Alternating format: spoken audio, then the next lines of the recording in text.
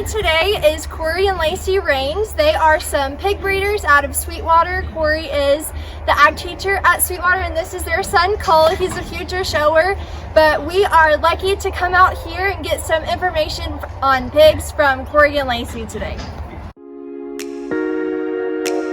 I'm going to introduce you to swine, or pigs better known as.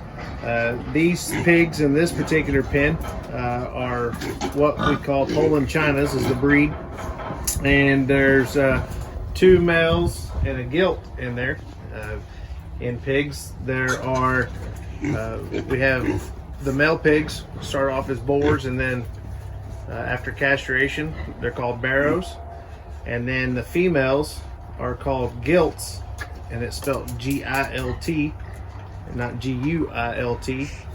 And then after they have offspring, they are called sows. Sows would be a term that we use pretty loosely in the pig barn. A neat thing or unique thing about pigs is the fact that they have a universal numbering system with ear notches in their ears. If you can see on the pig there closest to us, he's got a few notches in his ears, and all those notches indicate different numbers that add together to make a litter number in its right ear, and then it has a pig number in its left ear. The particular pig there closest to the stick, his ear notch would be 83-3. As I mentioned before, this breed is the Poland China, and what makes them known as a Poland China is they have certain breed characteristics.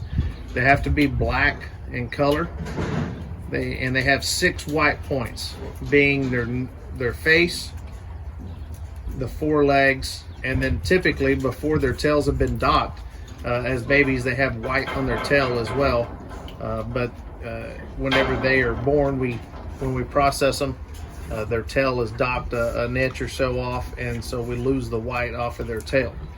Another breed characteristic of a Poland China is they're going to have down ears that kind of droop in over their eyes. So these pigs are also they're about 12 weeks old in age, and so when a pig is born, they roughly weigh about 2 pounds. And then they grow very rapidly. These pigs have been on a diet of about an 18% protein feed after weaning, and so after they move from this stage, they'll continue to grow fairly quick, because a pig's lifespan in terms of a market animal is relatively short compared to other species. They're roughly 6 to 6.5 months old whenever we may show those animals or exhibit them, and at that point they're going to weigh anywhere from 240 to 280 pounds. This is a market barrow. This barrow weighs roughly 270 pounds.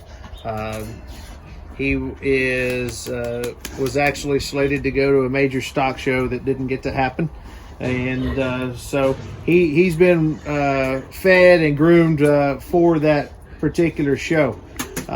When we get ready for a market barrow show, like I said earlier, those hogs are going to weigh between 240 and 280 pounds, and we try to get those pigs, we feed them a strict diet to make them look a certain way.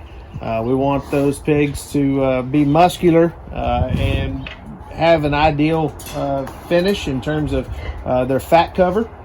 We just like those things to be a consistent coverage.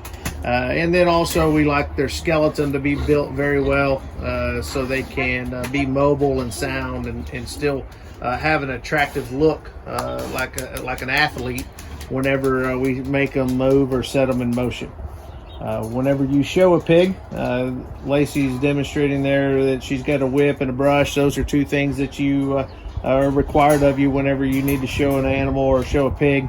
You use the whip to drive those animals or keep them moving, so the judge can evaluate them. So a market pig is used obviously for food consumption or for meat. And so we're going to talk about the primal parts of that animal and what cuts of meat come from. The pig, the highest price or the most expensive part of that pig is his loin, which is down his backbone or down his spine there. The cuts that come from there would be your chops, your rib chop, loin chop, blade chop, and sirloins. After that is the ham, which is the rump or the rear of the pig.